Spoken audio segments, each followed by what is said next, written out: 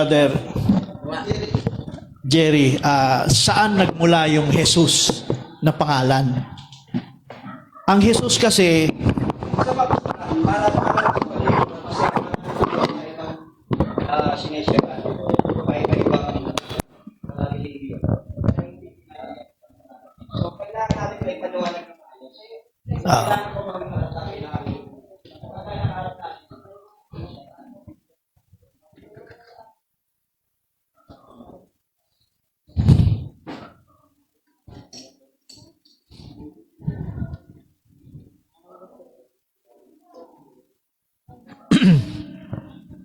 kasi yung yung transliteration tsaka translation, yung nasabi nga ni Brother Ruel kanina, di ba Brother Ruel, yung transliteration came from vowels. So binibigkas yun eh. So para mabigkas mo siya ng tama, kailangan lagyan mo siya ng vowels, di ba? At tulad ng halimbawa, sa Old Testament, hindi mo mabigkas yung pangalan ng Diyos. Kasi it was sacred, di ba? Sabing ganon. So meron tinatawag na tetragrammaton, 4 letters, YHWH. So itong YHWH, ito yung tinatawag sa Old Testament na nilagyan ng vowels para ma-pronounce siya, para maging transliteration. It's Yahweh. Ngayon, sa Old Testament, hindi naibibigay ng tamang pronunciation ang pangalan ng Diyos kasi talagang mahigpit sila. Ayaw nilang banggitin yan. Bawal eh. Kasi talagang di binabanggit. So ngayon, pumapasok na lang ang pangalan ng Diyos in transliteration. Meaning, halimbawa, sa Old Testament, Hebrews tayo kasi Old Testament is Hebrew. Yung salitang Yahoshua, it came from Joshua. O Yahoshua. O Yahushua. Greek, hindi. Ano yan? Hebrew. Oh, yes. Yeah, Yahweh, teka.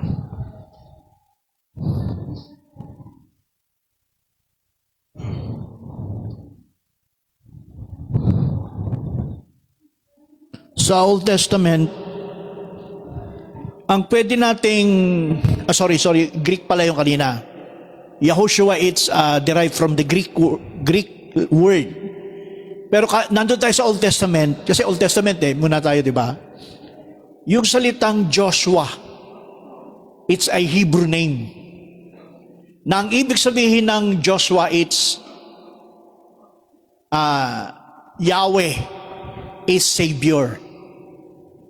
Yan ang ibig sabihin nun. Pero at that time kasi, hindi pa masyadong binibigyan ng tamang meaning yun. Kasi hindi pa dumarating yung in the book of Isaiah, it's like from Isaiah chapter 7:14. Kasi didiretso na tayo para do sa tanong ng kapatid, ano? Yung kanina, it's YHWH,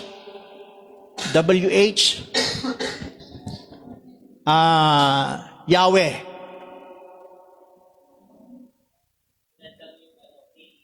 Oo, yan. Wala kasing bawal yan. Pero dinagdagan nila ng para ma-pronounce. Okay. So ngayon, punta tayo sa Isaiah. Isaiah 7, I think verse 14. Ata yun. Isaiah.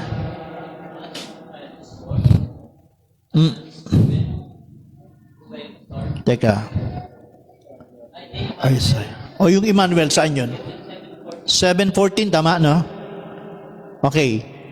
Therefore, the Lord himself shall give you a sign. Behold, a virgin shall conceive, and bear a son, and shall call his name Emmanuel. So yung salitang Emmanuel, wala dito sa interpretation na to. Tama? So wala, hindi binigay ang kahulugan dito kung ano ang ibig sabihin ng Emmanuel. So saan natin makikita yung kahulugan ng Emmanuel? So dito tayo sa Matthew. So Isaiah 7:14, tinawag na Emmanuel. So hindi binigay ni Isaiah kung ano ang meaning. So ngayon puntahan natin kung ano ang meaning ng Emmanuel. Let's go to Matthew chapter 1. Anong verse ba yun? 21 ba yun?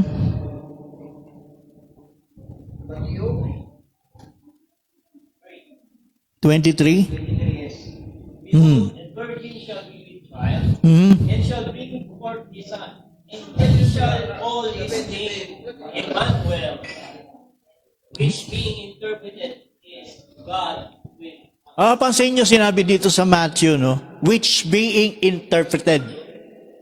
Pero dun sa Isaiah kanina, walang which being interpreted.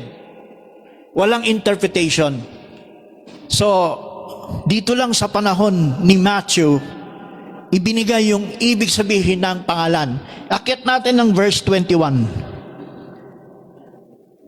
And she shall bring forth a son, thou shalt call his name Jesus. So Greek na, no? Greek. For he shall save his people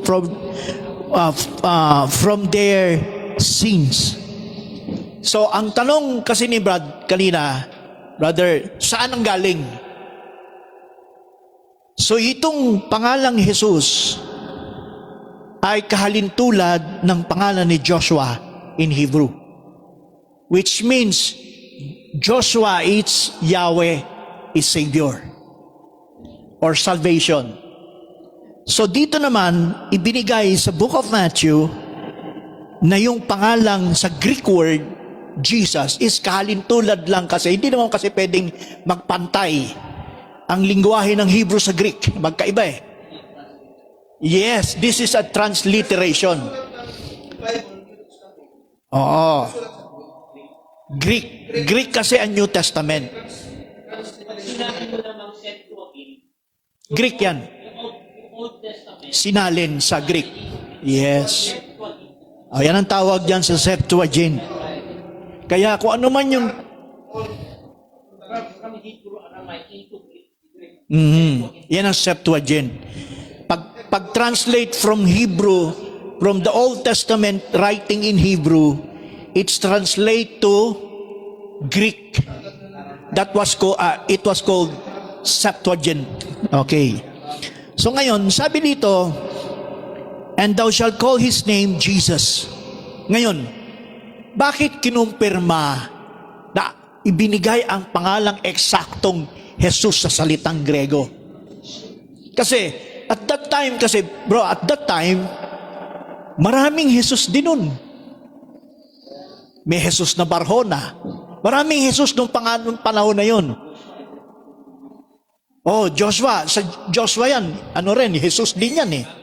Ngayon, sinong Jesus ngayon ang kailangang ikumpirma na magiging pangalan ng Diyos? Maraming pangalan na Jesus kahitulad ng Jesus. Yes. Pero may narinig ka bang tao na nangakas na maglagay ng pangalan na Jesus Christ? Wala. Bawal kasi na kami. So, nag-iisa lang talaga yung Jesus Christ. Kaya malalaman natin, yung pangalang Jesus, nilagyan siya ng anointing. So, pag sinabing anointing, Sabi natin na Jesus Christ, identification yan ng Ama at pangalan ng Ama at ng Anak. Parang ganun. tama. Kinukumpirma na yung pangalan ng anak ay naging pangalan ng Ama. Pangalan ng Ama dahil sa tinatawag na Kristos. No, kailan nangyari yun? Kaya ang sabi sa Isaiah, sa prophecy, ang pangalan niya, hindi sinabi ko ano, 'di ba? Ay tatawaging Emmanuel. Which ang ano natin doon, ang maliwanag na understanding natin doon, na ang ibig sabihin ng Emmanuel, ikinakapit sa isang tao kapag ang Diyos ay sumasa kanya. So, sabi nga natin, sabi natin noon, sa panahon na pinanganak si Kristo, ang daming Jesus noon. Ngayon, sinong Jesus ang tatawaging Emmanuel? Ikukumpirmang Emmanuel, yung bababaan. Okay. So, ang 7:14, Kung maraming Jesus pala noon, sa panahon ni Jesus Christ din, Parang photo-nick siya. oo, ang tanong nga dyan, sino ang Jesus na tinutukoy na kumpirmang Emmanuel. magiging Emmanuel? Yes. Lahat ba na Jesus, isa ang magiging Emmanuel? Hindi naman eh. Kaya yung salitang Jesus, noon, nang pinanganak si Yesu Kristo, Emmanuel na ba siya? Hindi. Hindi pa. Ang tawag kay Jesus noon, Jordan. Pero bago siya mag-Jordan, ano ang pangalan ni Jesus noon? Kung alam nyo, kung alam natin. Jesus na anak ni Maria. Jesus na anak ng Alua, karpintero. Hindi ikinakapit na Jesus ay Kristo. Kasi hindi pa natutupad yung maging Emmanuel siya. Sa panahon na maging Emmanuel. Problem natin, Yes. yung word na name. Name. His name. The name of the Lord. Yung word na name. Yes, okay. Ngayon, yan sagot lang natin para at least makatulong tayo doon sa pagsagot. So yung salitang Emmanuel ay kumpirmasyon. So hindi ang basta tumahan lang kay Kristo. May kumpirmasyon. Let's go to Matthew chapter 3. Atras tayo ng advante tayo ng 3. Verse 16. And Jesus, when he was baptized, at 30 years old na to, went up straightway out of the water, umahon siya sa tubig, and lo, our heavens were open unto him. Isipin natin na hindi si Kristo binabaan nung naging Emmanuel siya sa tubig. Umahon muna siya, umakyat sa lupa. At nung siya'y pagtapak niya sa lupa, saka bumukas yung langit. Sabi dito. Okay. At sabi, and the heavens were open unto him, and he saw the Spirit of God descending like a dove and lighting upon him. Tingnan natin to Pagbukas ng langit, may bumabang, sabi, Spirit like a dove. Hindi to basta kalapate. Apoy yan, na mabilis, bumubulusok, na nakikita ni John. Apo yan, na bumubulusok na mabilis, papunta kay Kristo. Para magkaroon si Kristo ng fusion. Magkaroon siya ng fusion. Magkaroon siya ng hypostatic. Sorry. Hindi yan hindi gumagano yan na parang lumilipad na kalapate Mabilis yan. Bumukas ang langit. Mabilis yan. Mabilis yan. Si John lang ang nakakita nun. Mabilis na talagang bumulusok yan papunta kay Kristo. At nanahan sa Kanya. Ngayon, ito ngayon ang declaration ng Emmanuel. Sabing ganon, saan ako? And he saw the Spirit of God descending like a dove and lighting upon him. And declaration ito sa 17. And lo, sundan natin to, a voice from heaven saying, hindi to tinig ng iba. Hindi to tinig ng iba. Ito yung deklarasyon para matupad yung prophecy ng 7:14 ng Emmanuel. Ay naganap na. Nakita ni John. Si John ang pwedeng magkumpirma niya kasi siya ang bridge. Siya ang prophet ng bridge of the New Testament. Siya ang magdideclare, siya ang magiging witness doon. Okay, sabi, 17, and lo, behold, a heaven saying, this is my beloved Son, in whom I am well pleased. So yan na yung katuparan ng Emmanuel. God is with us. Kaya, yung pangalang ibinigay kay Jesus, na mula sa pagkabata, hindi, it's no longer Jesus as the son of the carpenter, son of Mary. It was called, Jesus was called Christ. Kaya, ang sabi nga ni Peter, yung sabi kanina ni Balmadiel, ikakapit natin yung Lord. Lord and Christ. Nangyari yan. River Jordan. Kaya si Kristo tinatawag siyang Lord. Kasi sabi ni Pedro, sa kanyang revelation, ginawa siyang Panginoon at Kristo. Sa pangalan na yun. Pastor, sa Galatians 4, bagamat ang tagapagmana, Tagapagmana. ngunit siya ay Panginoon ng lahat. At may takdang Lord. Sabi ng ganun eh. Ngunit ang tagapagmana ay bata pa, ngunit Panginoon siya ng lahat. Yes. Sa English, Lord of all. Dugtong mo, Pastor. Di ba may takdang panahon? Oo. Nakalagay dun sa chapter 4. Oo. Yung pagiging anak, pagiging tagapagmana, it's appointed. Ang sabi ni Pablo, merong takdang panahon ang Ama. Kailan? River Jordan. At not only River Jordan, pati yung resurrection. Kapit doon ang pangalan. Kasi hindi lang siya nakumpleto doon sa inner ng manahan ng Diyos sa kanya, pati yung kanyang pagkabuhay ng maguli ang kakumpletuhan. Kaya pag naalala niyo yun, nasabi ko nga dito last time nagtanong si Philip, saan mo, Panginoon, pakita mo sa amin ang Ama. Sapat na to. Diba? Hindi lang siya satisfied na kilala niya si Jesus. Tapos pastor, no, pagtakbo ng mga panahon, pagdating na sa mga apostol, mas lalong nililinaw nila sa mga sinasabi, halimbawa kay Pablo sa Hebreo, na lalong nagmana kasi sa name tayo, no, nagmana ng marilag. Yes. Being so much better than the angels. Yes, na higit na We have by inheritance obtained a name, much more excellent name than they, sabi. Yes. Hebrews 1:5 yun. No? pinamanahan. Tapos, Yes. pagdating sa sulat ni John 5:43, si Kristo mismo ang nagsabi, I come in my Father's name. Hindi niya naman, kasi kinonfirm niya, tama pala na sinasabi mo na common name yung Jesus sa panahon na yun. Kasi bakit? Judas. Tignan nyo ha, kinonfirm ni Kristo sa John 5:43, sabi niya, naparito ako sa pangalan ng aking Ama. Ano ang dugtong niya? Kung iba ang pumaparito na dala ang sarili niyang pangalan, tingnan niyo yung word na sarili niyang pangalan, so meaning, that is confirmation na ang dala niyang pangalan ay hindi sariling kanya. Kasi bakit? Paano natin mapatunayan?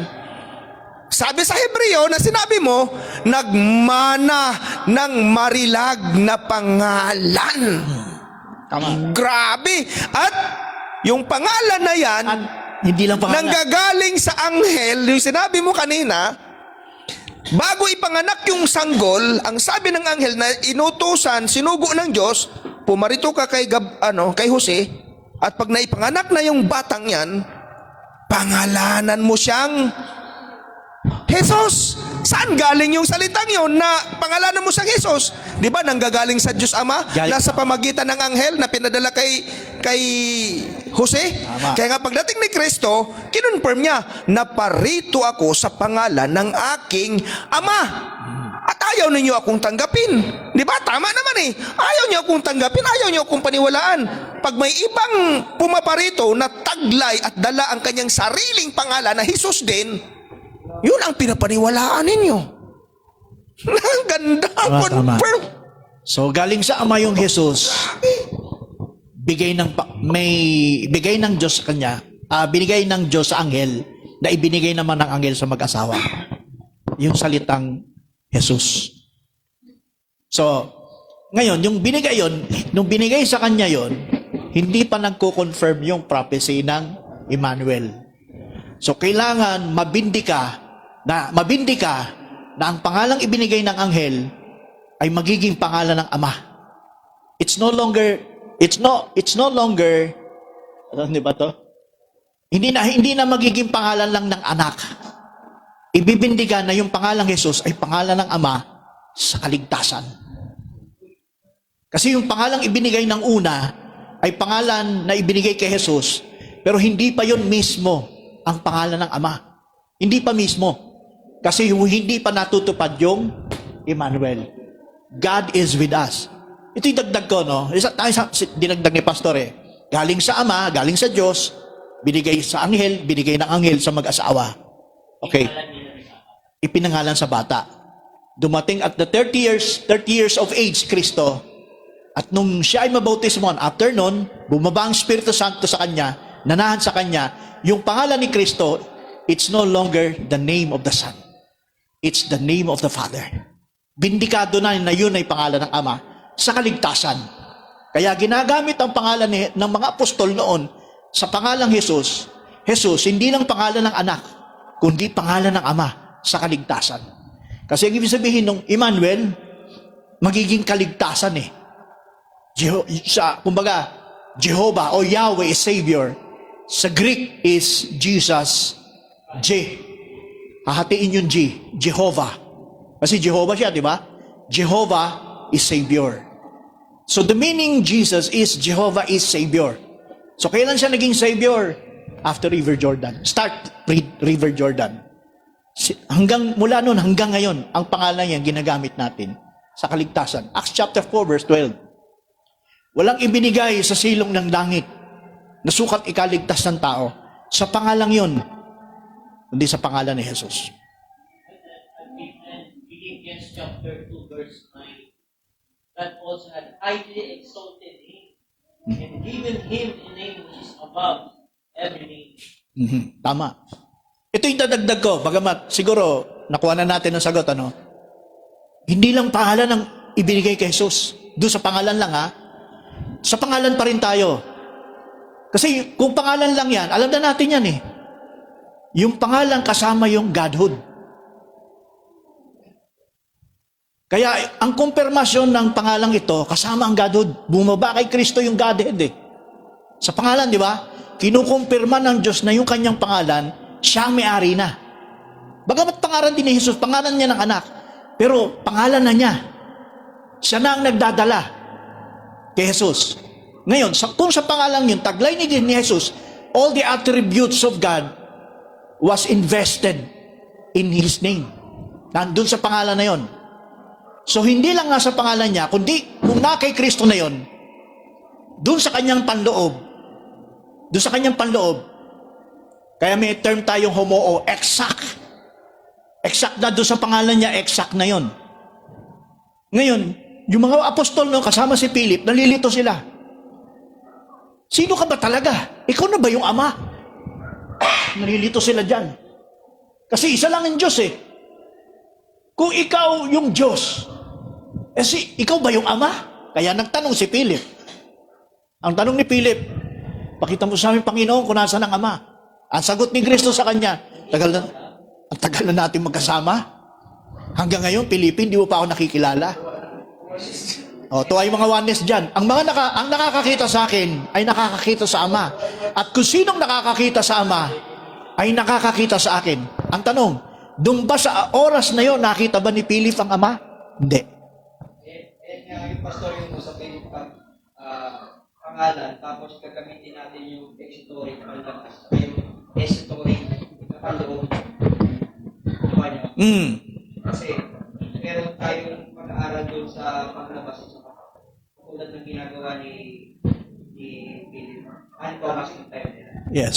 Kasi makita ang word. Yes. Kasi pag sa theology tayo, kasi theology, sigit lang, mabilis lang naman to. Sa theology kasi, sa mga pag-aaral, kasi ako nanggaling din dun eh. Kapag nag-aaral tayo tungkol sa mga paksa na ganyan, hindi ka pwede magsingit ng iba-iba. Ang tawag doon Kung si Kristo lang ang pinag-aaralan, ang tawag doon systematic theology. Sa systematic theology, merong tinatawag na doctrines of angels, doctrines of Christ, doctrine of God. Kung halimbawa, sa systematic theology, Christological tayo. Si Kristo lang ang pag-aaralan natin. Hindi ka pwede magpunta sa Ama, ganon sa theology. Pero sa atin, hindi na tayo doon. Mas advanced na tayo. Mas mabilis na yung usapan natin diyan. Kaya kung nagkakaroon tayong deviation, nagkaka-deviate tayo, nagkakaintindihan na tayo. Hindi tayo magpapakulong dahil sa theology ganon. Which nakakatulong din yung theology. Pero hindi tayo nakakulong doon sa kanila. Masigit yung natin. Kahit hindi tayo kailangan magtapos pa ng masteral pa yan, di ba? Mas masigit ang revelation dyan eh. Sa kanila, it's for knowledge, head knowledge sila eh. So, balik ako. So, hindi lang, yung pagka-Godhead, sa pangalan ito, na nasa anak, itinaas, katulad ng sinabi ko, si Philip nagtatanong siya, kasi at the time, nalilito nga, sabi nga eh, di ba? Hinahanap niya ang ama eh. So, sa panahon na yun, di talaga niya nakikita ang ama. Ang pwede lang makita sa ama, yung kanyang mga gawa, yung kanyang mga miracles, di ba? Sabi ng Kaya sabi niya, hindi sa pamamagitan ng mga gawa. Doon mo makikita yung presensya. At the time, para sinabi pa, di ba? John chapter 10, Brother Reuel, di ba? Sabi sa John chapter 10, Brother Magellan, di ba? Dumampot yung mga pariseo, Sadduceo yata yan. Babatuhin si Kristo. Sabi ganun ni Kristo, saan? Bakit nyo gagawin sa akin yan? Saan? John 10:33. John chapter 10, sabi ganun. Sabi ni Kristo, saan? Bakit nyo ako babatuhin? Parang ibig sabihin ni Kristo, anong nagawa kong di maganda, di ba? Sabi niya, hindi ka namin binabato dahil sa masama, sa mga bagay na ginagawa mo. Ang sabi ni Kristo, at sabi nila, babatuhin ka namin dahil bagamat ikaw ay tao, ipinapantay mo ang sarili mo sa Diyos. Di ba sabi niya, di ba? Ngayon, ano sabi ni Kristo? Tinutulan ba niya yun? Ay, nagkakamali kayo dyan. Di ba? Yung paratang kay Kristo na si Kristo'y nasa anyo ng Diyos. Hindi tinutulan yun ni Kristo eh. Talagang nasaan nyo talaga sa ng Diyos. Kasi ang sabi ng mga pariseo, bagamat ikaw'y tao, pero nagpapakunwari o nakikipantay ka sa Diyos. Ano sabi ni Kristo? Mabigat ngayong statement nila, Ano sagot ni Kristo? Sabi dito, sinagot siya ng mga Hudyo, hindi dahil sa mabuting gawa ay binabato ka namin, kundi sa pamumusong. At sapagkat ikaw, bagaman ikaw ay tao, ay nagpapakunwari kang Diyos. Ginagawa ng Diyos sa iyong sarili. Parang mga in time na to mga Hudyo.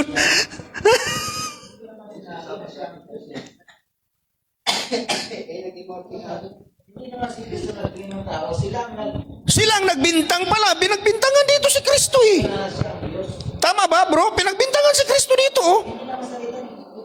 Kaya nga. Tapos ngayon, sinagot sila ang ni Kristo. unawa nila ngayon, pinipilit talaga nila na Diyos si Kristo sa malang hindi nga sinabi ni Kristo dito. Nayari na naman. Pero sinagot sila ni Kristo dyan eh, bro. Ang sagot, yung sabi ko kanina, hindi sila tinutulan ni Kristo dyan. Sinagot sila ni Jesus, hindi baga nasusulat sa inyong kautusan? Aking sinabi, kayo'y mga Diyos. Kung tinawag niyang mga Diyos yaong mga dinatnan ng salita ng Diyos at hindi mangyayaring sirain ang kasulatan. Yun. So, ibig sabihin, hindi si Kristo Yun kumukontra sa katawagan tungkol sa Kanya. Ni Kristo yung kanilang paratang. Yes. Pero malinaw ang pahayag ni Apostol Pablo sa kalagayan ni Kristo when nandun siya sa kalagayan ng Godhead. He thought not robbery to be equal. Hindi niya inari ang sabi ganon, he took form of himself of no reputation. Kenosis yan eh. Yung salitang emptiness.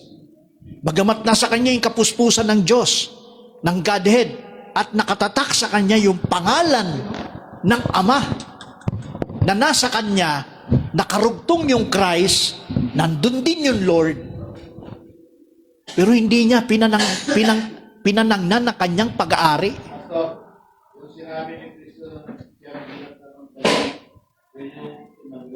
Yun ang Emmanuel. Yun ang kumpirmasyon ng Emmanuel sa pangalang Jesus, Jesus Christ. So yan yun. Kaya, hindi lang to pangalan na pinapaliwanag na natin, nalagpasan na natin yun, ano? Kundi nakapaloob din doon sa pangalan, yung Godhead, yung pagka-Diyos. Nakita natin, katulad ni Felipe, sabi ko nga kanina, tanong ko, Brother Ruel, nakita ba ni Jesus, nakita ba ni Felipe ang Ama sa kalagayan sa katauhan ni Jesus? Hindi. Alam mo kung bakit hindi niya nakita? Sabi ni Jesus, kung nakita mo, kung makikita mo ang Ama, at sino makakakita sa Ama, ay nakakakita sa Anak. Merong appointed time yan kung kailan, Brother Ruel. Kaya, ang makakakita sa Diyos, na nakatatak sa kanyang pangalan, di ba si Kristo, tinatakan yung pangalan niya, di ba? Yung pangalang Jesus, kinumpirma na siya ay Kristo. Because God was in Him, Emmanuel. Tama? So, hindi ba sa church inilagay din yung pangalan? Nasa atin din yung pangalan yan. Kapit din sa atin yung pangalan yan. So, kung nasa atin yung kanyang pangalan, ibig sabihin, Emmanuel din tayo. Kung tayo'y tinahanan ng Espiritu Santo. Tama? Tayo rin yun. Ngayon, kung paano si Kristo sa pagtahan ng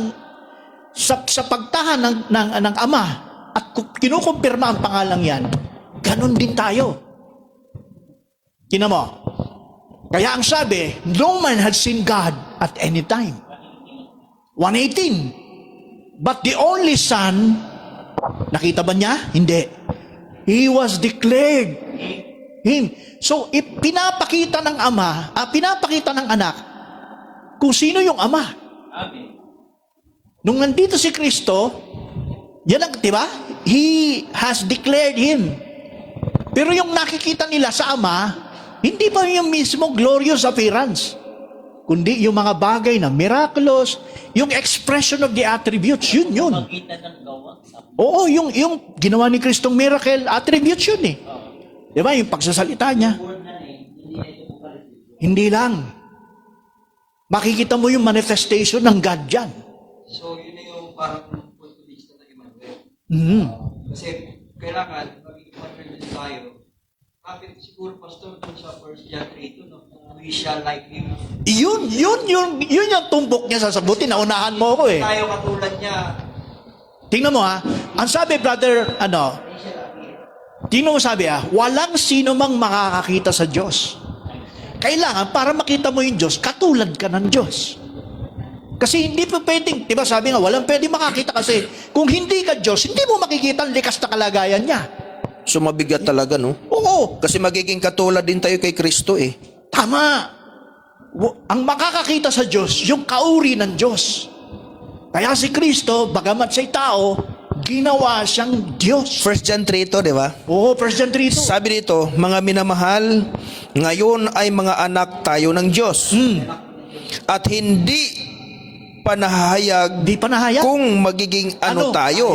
Oo. Tuldok, nalalaman natin na kung siya'y mahayag, tayo'y magiging katulad niya. Ayun. Sapagkat siya'y ating nakikitang gaya ng kanyang sarili. So, kailan makikita ni Grabe Philip? yan. Pag si Philip na resurrect. Pag si Philip na resurrect, ang katauhan ni Philip, hindi niya na yung katauhan sa dati. Pagka-Diyos na yun. Kung paano si Kristo, ganun din tayo. Grabe. Sa resurrection. Bigat Pag na-resurrect tayo, ang katawan natin, yung glorified body, pagka-Diyos yan, deity yan, substance yan. Kaya talagang Ngayon, bumibigat lalo yung So, na-resurrect tayo ngayon.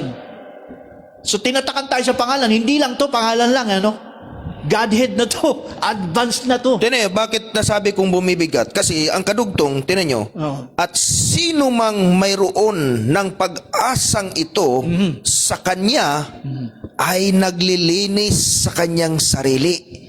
Gaya naman niyang malinis. Grabe to.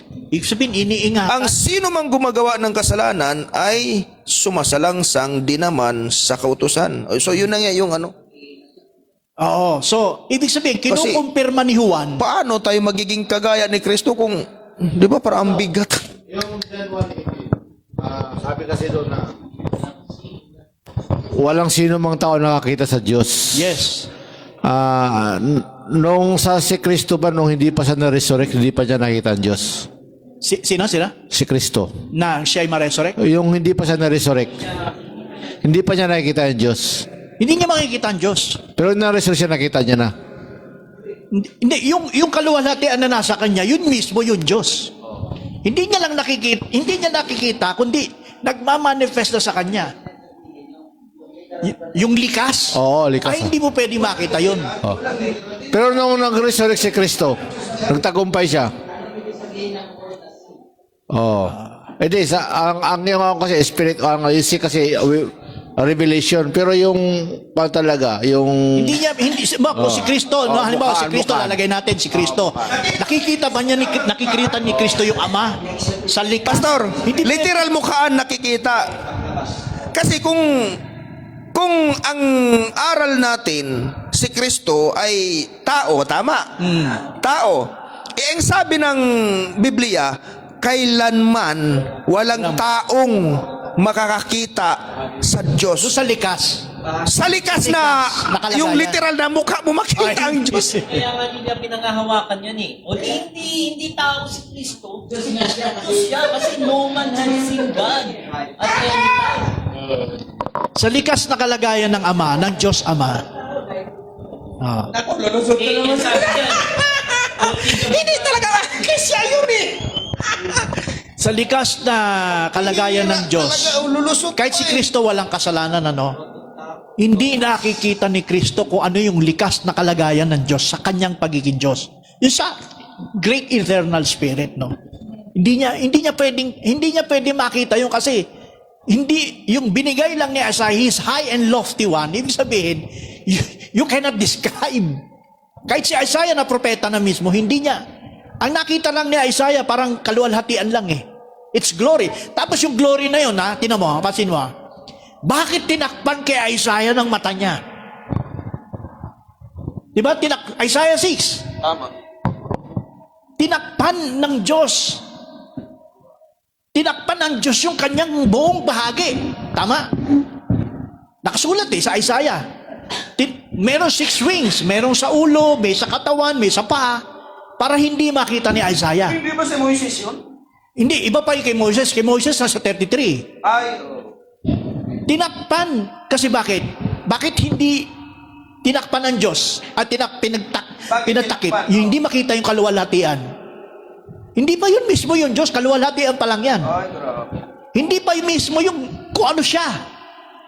Ay lalong komplikado yun. Iyon pa lang sa kaluwalhatian, hindi niya pwedeng makita. Bakit? kasi pastor, kung sa panahon ni Si Moses, tinakpan din. hinawi Kasi, ng Diyos Pastor, yung kamay niya eh. Kung sa panahon ni Isaiah, nakita ni Isaiah yung buong kaluwalhatian ng Diyos, hindi siya pwedeng mauna kay Kristo.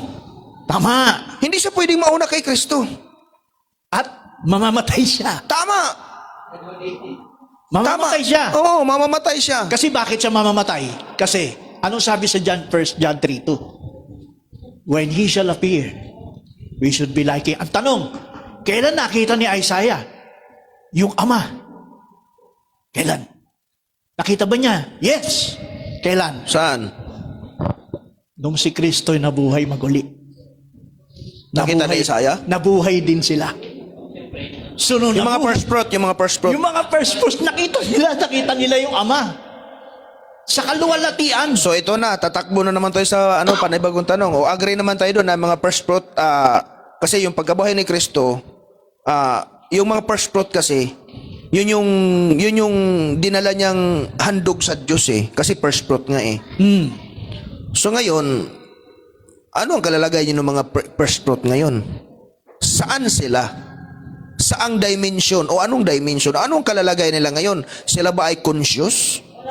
Kasi kung nabuhay na silang maguli, no?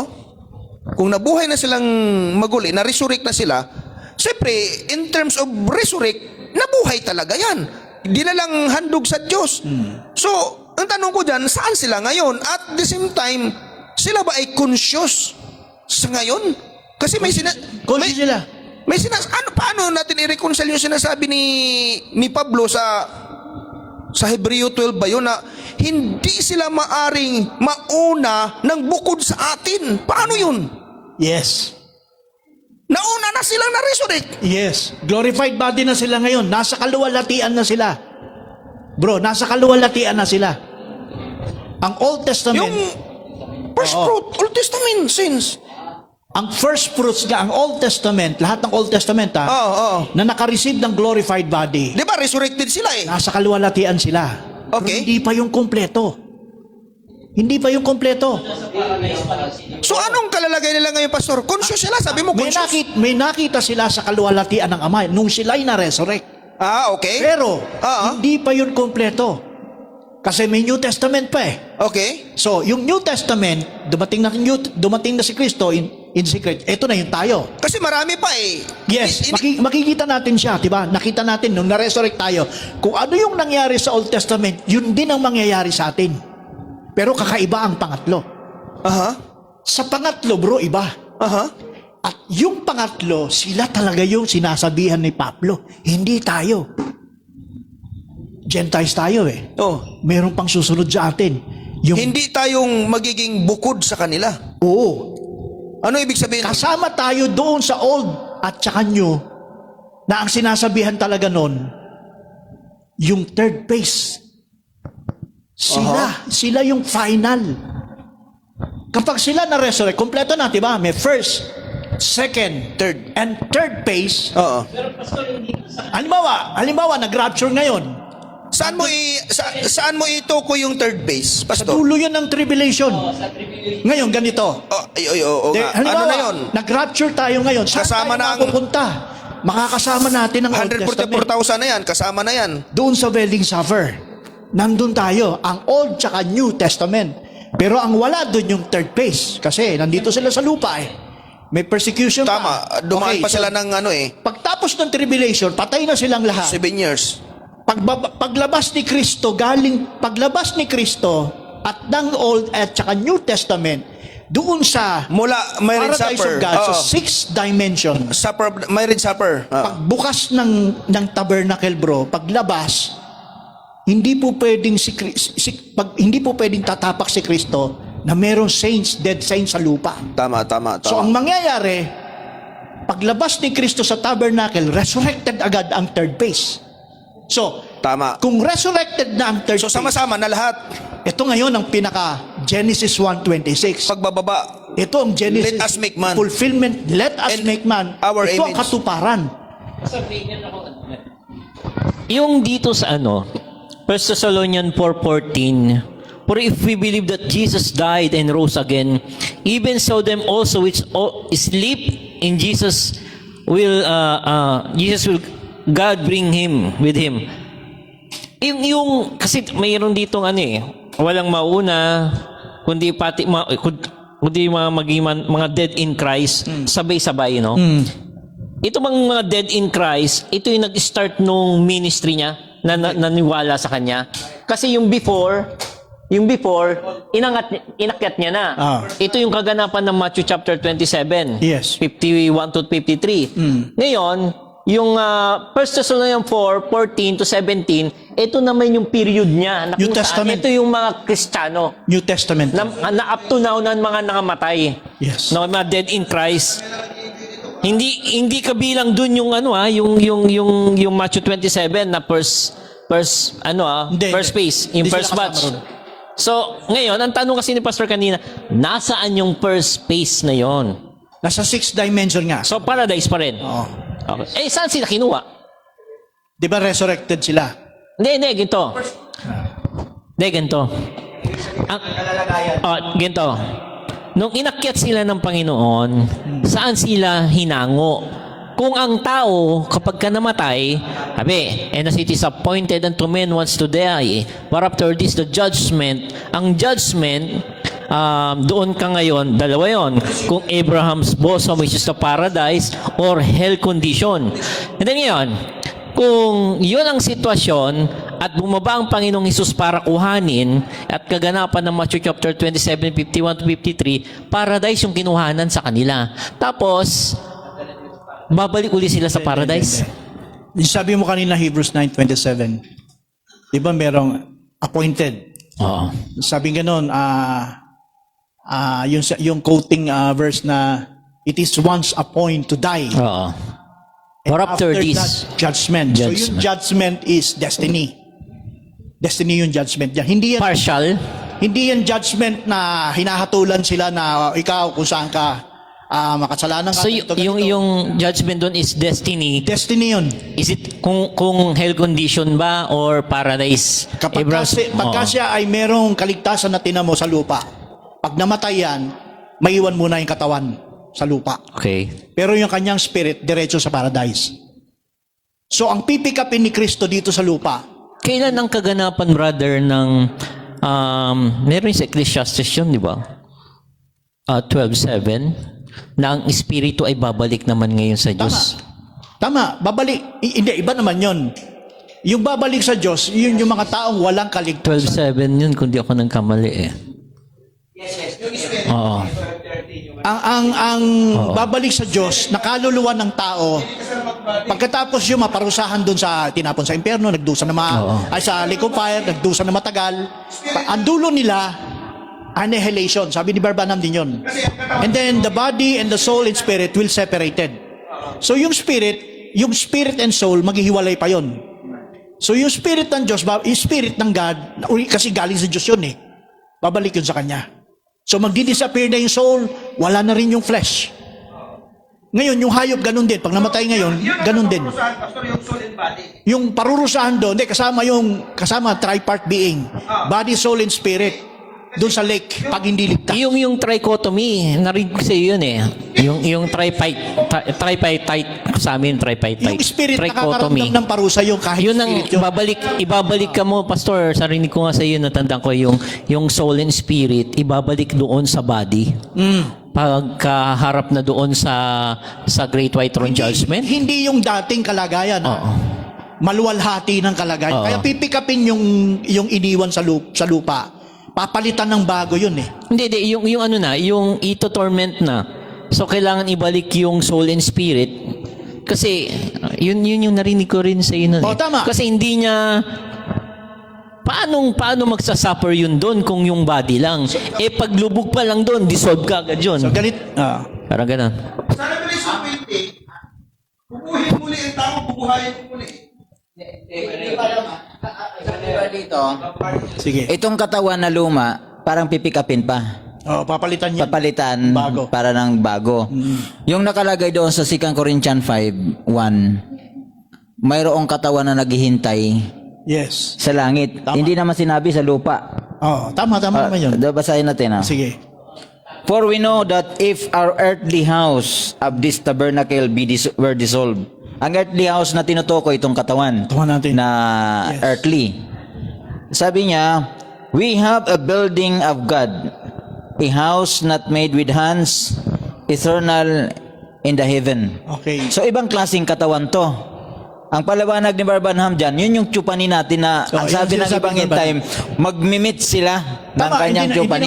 hindi naman ako disagree doon sa term ni Barbanham. Tama naman yun.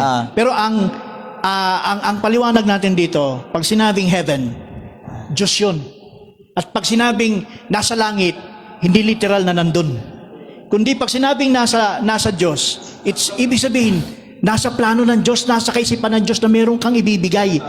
Nakatakda sa iyo, darating ang araw, nakatakda sa iyo, kung ano yung nandun sa plano ng Diyos, mangyayari. Yun yung ibig sabihin, nasa langit. Kung ano yung nandun sa langit, may representasyon doon sa langit. Yun ang mangyayari. Kung wala ang taong nakita ng Diyos na doon sa kanyang panukala na hindi siya nabigyan, at ito, halimbawa, si Kristo, kasama si Kristo ron eh. Hindi ba hiningi ni Kristo yan? Sabi ni Kristo sa 17:5, Ama, bigay mo sa akin ang kalwalatiang tinamo ko noon. Kailan nangyari yun? Nandun na ba nangyari na ba lahat? Hindi pa. Ibig sabihin, ang tinutukoy ni Kristo, yung Diyos, Glorification. meron siyang plano. Yun ang Logos. Nandun lahat sa Logos na yun, lahat ng may glorified. Originally, sa plano ng Diyos, O hindi literal na heaven. Hindi siya literal na O pwede heaven. ba natin masabi na ang heaven ay isang dimension, lugar na kung saan kinaroonan ng Diyos? Pwede mo sabihin, siya mismo yun. Ah. Kasi siya mismo yun eh. Doon sa kalagayan ng pagiging Diyos niya. In spirit. Nasa Diyos yun eh. Kaya sabi, in heaven. Pag sinabing in heaven, hindi siya literal na geographical lang, kundi siya mismo, Diyos mismo yun. Tuloy ko lang muna ito, bro. So, si Kristo ang una nun na meron nun. Na itinalagang merong ganong katawan. Sunod tayo, iglesia.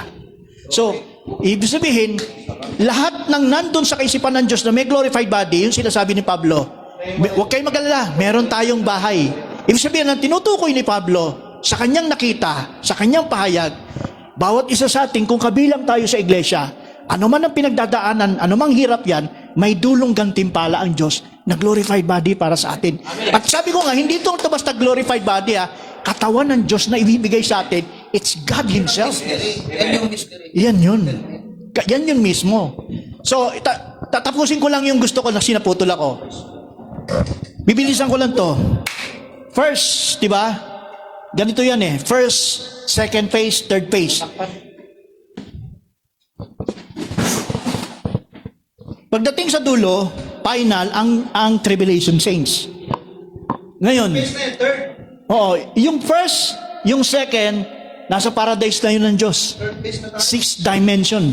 Dapat nag-ano. So ngayon, pag natapos yung 7 years tribulation, pinatay lahat ng tribulation saints. Paglabas ni Kristo sa tabernacle, resurrected lahat yung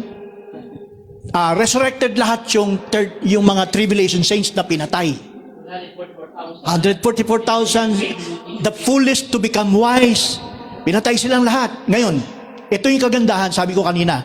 Genesis 1:26, let us make man in our image. Sabi ng Diyos, di ba? Saan ang fulfillment yan? Hindi lang kay Adan.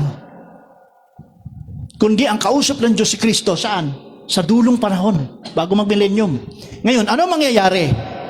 Sa pinag-usapan natin, 1 John 3:2, when He shall appear, we should be like Him.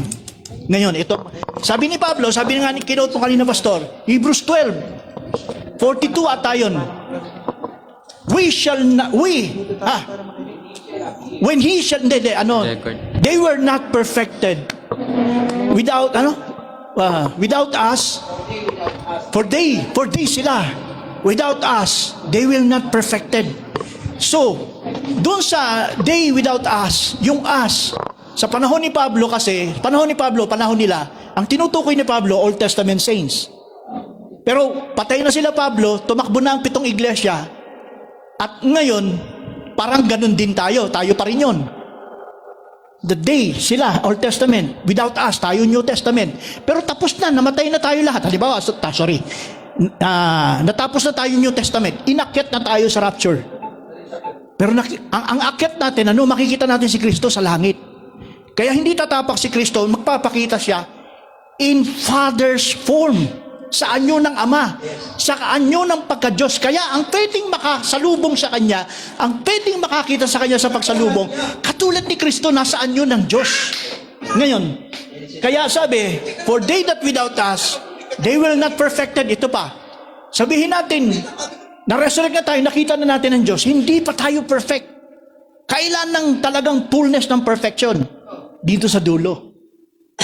Kaya pag yung tribulation saints, na-resurrect sila, sasalubong na sila sa langit. Yung pagsalubong natin sa langit, pagsalubong ng tribulation sa langit, yung first, rapture na tayo, yung first phase at saka tayong second phase, yung third phase, pagka kompleto na, yun na yung perfection. Ano yung ibig sabihin ng perfection? It's the pure from head to the body. It's the fullness in the Godhead. Yan ang Colossians 2:9. Yan ang Colossians 2:9. Yan din ang Colossians 1 15. The image of the invisible. Yan din ang Hebrews 1:3. Ano yung sabi sa Hebrews 1:3? Natandaan nyo? He is the substance of things. Ano tama? He is the brightness of His glory. Hindi lang si Kristo yan. Kasama tayo doon. First, second, and third phase. Ngayon, kailan mangyayari yung pagka-ganhood natin? Dumating si Kristo. Kasama yung first. At saka tayo. Ando tayo. Tayo kasama doon, di ba? Ito sila ngayon sasalubong. Pagsalubong nila sa atin, kasama siyempre sa unahan si Kristo, biglang magkakaroon ng Big Bang na malaking supernova yan. Pang! Ibig sabihin, ito na yung creation ng Diyos. Yan ang brightest. Yan na yung Diyos Ama. Yan ang Diyos Ama na makikita. Yes. Magliliwanag. Yan ang Diyos Ama yung Diyos Ama nakikita kay Kristo sa atin. Yung malaking liwanag na yan, sa buong daigdig, ang tingin naman ng mga tao dito sa lupa, uy, may bagong kaaway. Tama ba? So, ang ano nito, ang kakaibahan nila, Pastor, makikita nila ang Ama sa kaluwalhatian na kalagayan, pero dahil hindi sila glorified, aabutan sila ng galit ng Diyos. Sige. So, yun yung... Bago ka mag-closing, iwan natin yung baka sakali, kasi maganda pag-aralan din, Pastor, yung question niya kanina. Kasi, di ba sabi ni Brother Branham, yung namatay na tao, hindi pa bumababa si Kristo, meron siyang spiritual realm, tawag ito kung saan nagpapahinga condition. Pero kasi, may conflict din kasi yung pagkagising nung dumating si Kristo. Kung galing sila sa paradise, dadalhin ulit ni paradise si Kristo. No? Pero sa Old Testament kasi, naalala nyo si Samuel, nung dinadasalan siya, nagising siya eh. Andun yung espiritu niya eh. Pero sabi sa Ecclesiastes 12:7, pag namatay ang tao, yung espiritu babalik sa Diyos eh. So yun ang natin. Iayos niya. So lastly, Pastor. Pastor, yung mga Old Testament saints, yung first fruits, meaning, di ba, first, second, nasa second tayo eh. Tama. And third. So yung mga first ngayon, waiting sila ngayon sa second and third. Ang kakaibahan nila, Pastor, mabilis lang sagot to. So kasi hindi sila pwedeng magiging mauna sa atin, nang bukod sa atin. So dahil ang first ay resurrected na, at nandun sila sa piling ng Diyos, sa paradise of God, conscious sila. Pero yung mga nangamatay from first church age, second to, until now, na nandun sa paradise of God, they were sleeping. They were sleeping. Nagpapahinga sila. So ibig sabihin, iba ang kalalagayan ng mga first fruit. Iba yan. Iba, no? Iba yan. So saang masabi mo ba saang dimension sila waiting ngayon sa marriage supper of Sa the Lamb? sixth dimension, Which is paradise. paradise. Kondisyon na yun, okay? Good. Okay, thank you. Salamat po, dakilang Diyos, sa gabing ito, Ama. Patuloy ka naming itinataas, pinaparangalan, Panginoon Diyos. Praise God. Hallelujah. Lord, dahil sapat, Panginoon, sufficiente ang iyong provision sa bawat isa, Panginoon. Not only for the material things, O God, on a physical blessings, O God, that you also give us, Lord, spiritual blessings, O God. Mga bagay na amin pong pinagpipiestahan, Panginoon, sa iyong salita, sa iyong mga pahayag, Panginoon. Lord, at sa pinakaprogresibong pahayag mo sa panahong ito, Lord God, Lord, at sa mensahe ng hukom, Panginoon, kung saan ito'y puno ng instruction sa amin, Lord. Hallelujah. Especially for the LCM, PTA, at saka sa Congregation for Progressive Ministry. Pagpalain niyo po, Panginoon, ang mga kapatid, Panginoon, buhat pa kaninang umaga, ang nagpagal, ang nagmensahe, Panginoon, nagbigay ng kanyang effort, nagbigay ng kanyang pag-aaral upang maisustini, Panginoon, para sa iyong iglesia sa dakong ito, Panginoon. Ama, pagpalain niyo po ang lahat ng mga nagiging kabahagi sa iglesyang ito, hindi lang sa mga spiritual, kundi pati sa mga sumusuporta, financial, Panginoon. Kayo po ang patuloy na magpala at magbalik ng mga bagay na ito sa kanilang mga hanap buhay, Panginoon. Kayo po ang magsauli ng lakas na kanilang ginugol sa buong maghapon, Panginoon. Ama, salamat po. At patuloy ka sa amin na magbigay ng kaalaman at kapuspusan, Panginoon, ng iyong pag-ibig. Pag-isahin mo kami, Panginoon, likapin mo kami, Panginoon, Lord. Hallelujah sa iyong adikain, Panginoon, sa isang layunin, Panginoon. At hangarin namin, Panginoon, O Lord, na ang ipinagkatiwala mo sa dakong ito, sa iglesyang ito, Lord, masinop namin, Panginoon, O God. At tulungan mo kami na kami ay maging palaging malakas sa iyo, Lord. At walang maging, sana, Panginoon, hindi po magkaroon ng puwangang kaaway sa amin, Panginoon Diyos. Naway panatiliin mo sa amin, kami, na napupuspos ng iyong pag-ibig, Panginoon God. Lalo na sa gabing ito, Lord, napakainam, napakasarap ng iyong mga salita, na wala kaming sisidlan ng aming kasiyahan, Panginoon, sa puso namin. Alam namin, Lord, bitin kami, Panginoon. Alam namin, Lord, kulang pa, Panginoon, dahil marami pa kami dapat mapag-usapan, pero Lord, limitado ang aming oras, Panginoon, dahil marami pa po sa amin, Panginoon, may mga hanap buhay kinabukasan. Kaya sa aming pansamantalang pag-iwahiwalay na ito, Lord God, ito'y pansamantala lamang. Pero makikita-kita kami muli hanggang sa susunod, kung loobin mo, Panginoon. Hallelujah, na taglay pa rin namin kung ano yung kasiyahang meron kang ibinigay sa amin ngayon, God. At dun sa mga naiwan na katanungan, at sa mga susunod na panahon, Lord, ikaw po magbigay ng kaalaman upang ito'y matugunan sa amin, Lord God. Hallelujah. Salamat po, Diyos. Pagpalain niyo po ang bawat isa. At pangsamantala namin tinatapos, Panginoon, ang gawain. Hallelujah, sa dakong ito, God. At naway basbasan mo kami at patuloy mo kaming ingatan, Panginoon Diyos. Hallelujah. At dahatin mo kami na maayos, payapa sa aming mga uwian naman. Lahat ng ito ay aming hiling at dalangin. Hallelujah. Sa pangalan ng aming Panginoong Hesukristo. Amen.